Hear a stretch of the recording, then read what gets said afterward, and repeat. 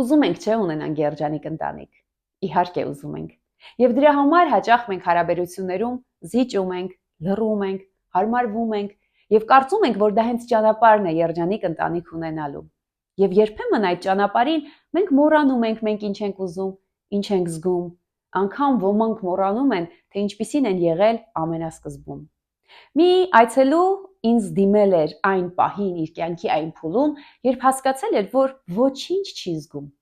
Այդ պահը, երբ որ նա անդրադարձել էր, իր ընտանեկան մեծ խնջույքներից մեկն էր եղել, որ նա ասում է այսպես բարեկամություն, ընտանեկան մթնոլորտ, բոլորը ծիծաղում են, ուրախ են, պարում են, լեփ-լեցուն սեղաններ, ամուսինը ուրախ, երեխաները առողջ, երջանիկ, եւ նա ասում է, այս գինու բաժակը ձեռքիս մի պահ անդրադարձա, որ ոչինչ չեմ զգում։ Ոչ ուրախություն, ոչ տխրություն, ոչ ոգևորություն, եւ նրան այդ վիճակը խիստ անհանգստացրել էր։ Երբ որ մենք թերապիայի մեջ սկսեցինք խոսել, վերլուծել, մենք հասկացանք, որ անverջ իրեն ասվել էր հարաբերությունների մանավանդ ամենասկզբում, որ պարտադիր է ամենտեղ կարծիք հայտնես,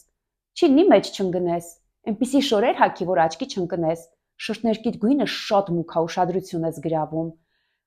Մի բարի էլի, պիտի պարտադիր դու պարահրապարակում առաջինը չէ հայտնվես, նստի տեղդ քեզ ծանր պահի, եւ այդ ճանապարհին նա կորցրել էր ինքն իրեն, եւ դա իրեն երջանիկ չէր դարձրել։ Ինչ եք կարծում, հարաբերությունների մեջ ո՞րն է ավելի մեծ կորուստ, կորցնել զուգընկերոջը, թե կորցնել ինքդ քեզ։ Եկեք մտածենք այս մասին, ընկերներ։ Մեկնաբանություններում թողեք ձեր կարծիքները, միասին փորձենք հետաքրքիր քննարկում ունենալ։ Իսկ ովքեր որ իրենց կյանքի փուլի